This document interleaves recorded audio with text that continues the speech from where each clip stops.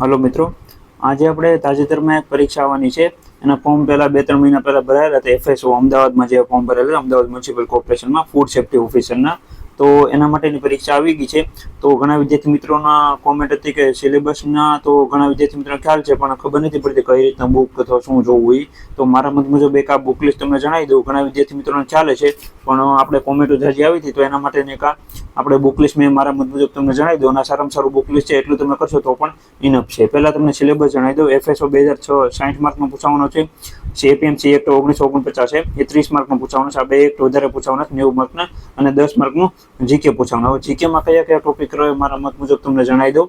એટલા ટોપિક કરશો તો પણ મેક્સિમમ માર્ક આવવાની શક્યતાઓ છે, પૂછાશે. 10માંથી 6 થી 7 માર્કનો એટલામાંથી પૂછાઈ શકે છે. જૂના પેપરના એનાલિસિસ ઉપરથી કહું છું. AMCમાં જે જૂની પરીક્ષાઓ અથવા બીજા કઈ સબ્જેક્ટ પરીક્ષાઓ લેવાય છે એ મુજબ હું તમને કહું છું.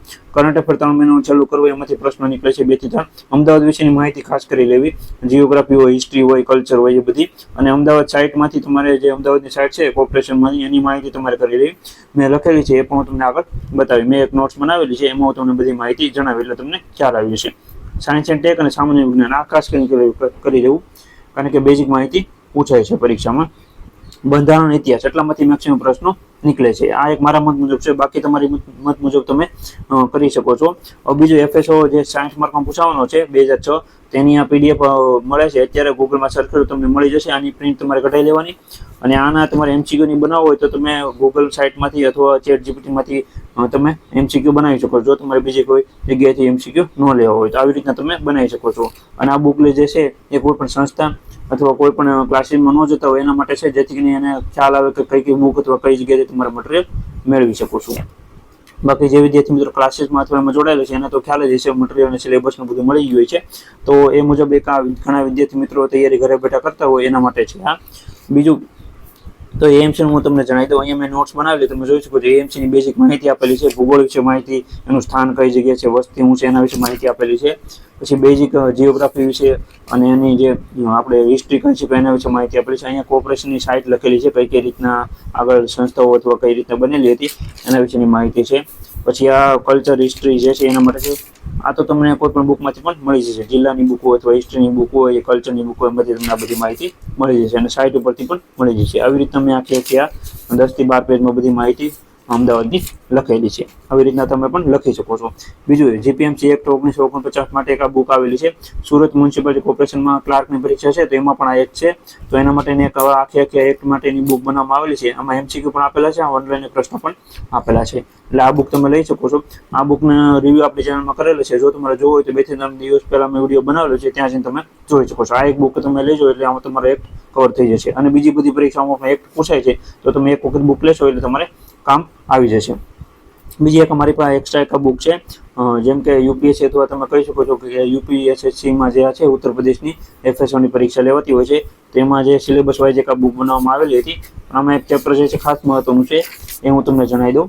તો આ ચેપ્ટરમાંથી તમારે એવું નથી આમાંથી બુક લેવી અથવા કરવું. આ ચેપ્ટર જે છે તમે ગૂગલમાં સર્ચ કરશો તો પણ આમાંથી તમને બેઝિક માહિતી બધી મળી જશે. આમાં હું તમને કહેવા માંગુ છું કે FSO 2006 સિવાય બીજી કઈ પણ માહિતી તમારે ધ્યાનમાં રાખવા જોઈએ.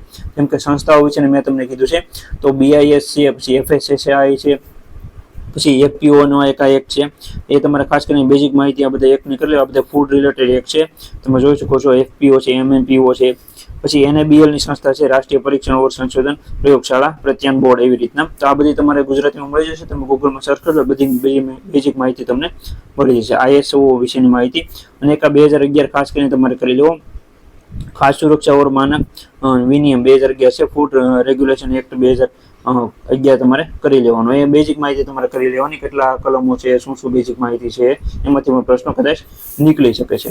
બીજી અહીંયા તમે જોઈ શકો છો, ટોટલ 455 થી 538 જેટલા, ટૂંકમાં 70 જેટલા પેજ છે. આમાંથી અમુક જે છે પેજ મહત્વના હોય છે, તો ટોપિક મુદ્દા છે એની PDF બનાવીને ટેલિગ્રામમાં મૂકી દે, તો તમે એમાંથી જઈને તમે રીડિંગ કરી શકો છો. અથવા આ તમે ગૂગલમાં સર્ચ કરશો તો પણ તમને મળી જશે. આવી રીતે મારી પાસે એક બુક હતી એટલે મેં તમને બતાવ્યું. તમારે કયા બુક લેવાની જરૂર નથી, આમાંથી ટોપિક જે છે તમને ગૂગલમાં મળી જશે.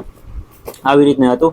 અને હિસ્ટ્રી કલ્ચરના તો તમારી પાસે ક્લાસ 3 ની કોઈ પણ બુક હોય એ તમે કરી શકો છો. એમાંથી બેઝિક માહિતી કરંટ અફેર માટે 3 મહિનાનું જે છે એ તમારે તમે વર્લ્ડ ઇન બોક્સ, યુવા, લિબર્ટી, કોઈ પણ પ્રકાશનનું જે કંઈ તમે રીડિંગ કરતા હોય એ તમે કરજો. બાકી હિસ્ટ્રી કલ્ચરમાં એમાં તમને બુક ન ખબર પડતી હોય, જેમ કે FS1ની પરીક્ષા ખાલી દેતા હોય, બીજી પરીક્ષાઓ દેતા હોય એને તો ખ્યાલ હશે, પણ ખાલી FS1ની પરીક્ષા દેતા હોય છે તો એને ખ્યાલ નહીં હોય, તો એ નીચે કોમેન્ટમાં જણાવજો, તો એ પણ તમને કોમેન્ટમાં આન્સર આપી દે કે આ હિસ્ટ્રી માટે આ બુક કરજો, જીઓગ્રાફી માટે આ બુક, બંધારણ માટે આ બુક, તો એ પણ તમને ખ્યાલ આવી જશે. આવી રીતના એક FS1 બુક લિસ્ટ હતું. બુક લિસ્ટ ગમે તે વિડીયોને લાઈક કરી આપજો, ચેનલમાં ન હોય તો સબસ્ક્રાઈબ કરી આપજો, અને આવી રીતના બીજા કંઈ માહિતી અથવા તમારા બુક લિસ્ટની વિડીયો જોતા હોય એ પણ નીચે કોમેન્ટમાં જણાવજો.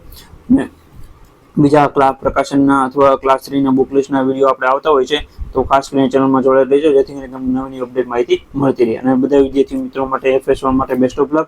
પરીક્ષાની તારીખ ચેન્જ થશે તો પણ આપણી ચેનલમાં આવી જશે. અત્યારે 14/6/2026 છે એની પરીક્ષાની તારીખ, એ મુજબ તમે રિવિઝન ચાલુ કરી દેજો. Thank you.